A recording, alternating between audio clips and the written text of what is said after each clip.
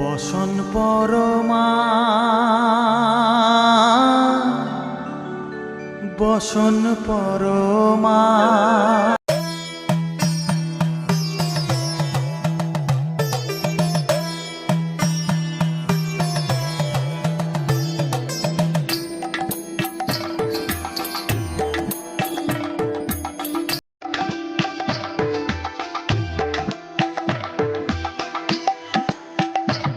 ভেবে নে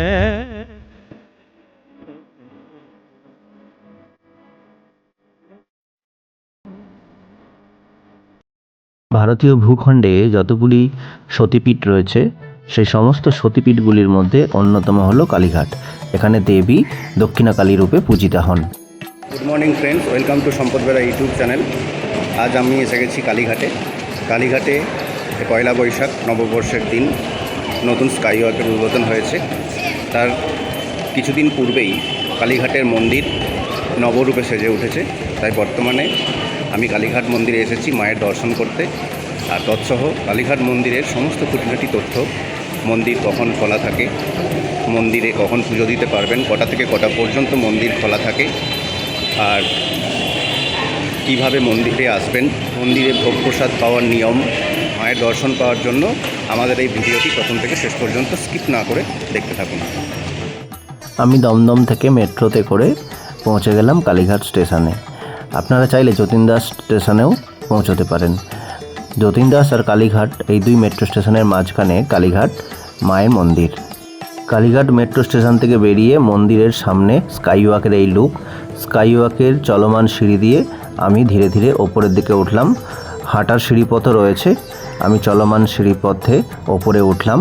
উঠেই সামনে বাঁ দিকে আমরা টার্ন নেব। বাঁ দিকে আপনারা দেখতেই পাচ্ছেন ওপরে অ্যারো চিহ্ন দিয়ে লেখা রয়েছে কালী মন্দির, অর্থাৎ কালী টেম্পল, মায়ের মন্দির যাওয়ার এই পথ। আর ওপরে এই যে দেখছেন স্কাইওয়াকের ওপরের দৃশ্য, অর্থাৎ ডোম। এই ডোমগুলো এত সুন্দর করে চিত্রায়িত করা হয়েছে। আর এখানকার এই ডোমগুলির যদি লাইট, অর্থাৎ আপনারা কেউ যদি সন্ধ্যের সময় যান তাহলে দেখতে পাবেন কত সুন্দরভাবে এগুলো সাজানো হয়েছে। আর এখানে দেখুন ডান দিকেই কালীঘাট রিফিউজি হকার্স মার্কেট, অর্থাৎ আগে মন্দিরে যাওয়ার সময় রাস্তার দুধারে যে হকার্সদের মার্কেট ছিল সেটা এখানে স্থানান্তরিত হয়েছে। কিছুদিন পরেই এটা খুলে যাবে, আপনারা দেখতে পাবেন। কিছুটা এগোনোর পরে কালীঘাটের কিছুটা পটচিত্র এখানে সুন্দরভাবে চিত্রায়িত হয়েছে, আপনারা দেখতে পাচ্ছেন। আর বৃদ্ধ এবং বয়স্ক লোকের জন্য বা বিকলাঙ্গদের জন্য লিফটেরও ব্যবস্থা রয়েছে। তারপর ধীরে ধীরে আপনারা এগিয়ে গেলে আপনারা দেখতে পাবেন বাঁদিকে চলমান সিঁড়ি, এসকেলেটর রয়েছে, আর ডান দিকে হেঁটে নামার পথ রয়েছে। এই পথ ধরে আপনারা ধীরে ধীরে নিচে নামলেই, সামনে একটু এগিয়ে গেলেই মায়ের মন্দির দেখতে পাবেন। তো আমিও ধীরে ধীরে এই এসকেলেটর দিয়ে নেমে গেলাম। নেমে আমি একবার ব্যাক করে ক্যামেরাটা দেখিয়ে দিলাম যে স্কাইওয়াকটা কতটা সুন্দর লাগছে। আর দেখুন মায়ের মূর্তিটাকে স্কাইওয়াকের সামনে কত সুন্দর করে এঁকেছে। এই হচ্ছে মূল মন্দির, এই হচ্ছে মন্দিরের মূল প্রবেশপথ।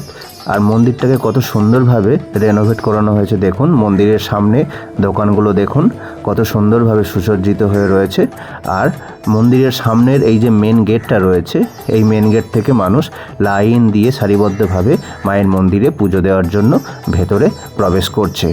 মন্দিরের ভেতরে বিষ্ণুপুর ঘরানার স্থাপত্যশৈলীর নিদর্শন, অর্থাৎ টেরাকোটার কাজ, যা চোখে পড়ার মতো।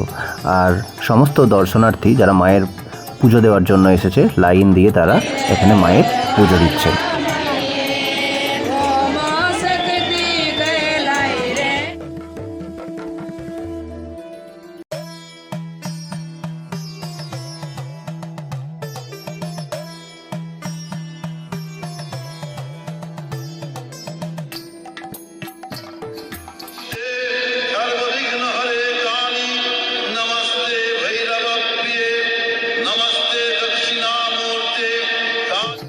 এটি হলো কুণ্ড পুকুর।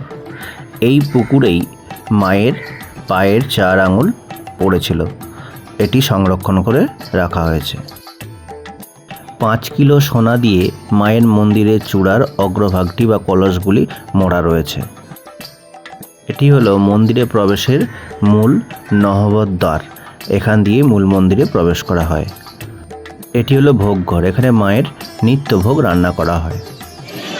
এই মন্দিরটি হলো মহাকাল মন্দির অর্থাৎ বাবা নকুলেশ্বরের মন্দির। তার ঠিক পাশেই মনসা মন্দির রয়েছে। এখানে মনসা নিত্য পুজো সম্পন্ন হয়ে থাকে। আমাদের এই ভিডিওটি যদি আপনাদের ভালো লেগে থাকে অবশ্যই লাইক, শেয়ার ও কমেন্ট করে পাশে থাকবেন। আর নতুন ভিডিও পেতে আমাদের সঙ্গে থাকুন। আজকের মতো এই পর্যন্ত। টাটা।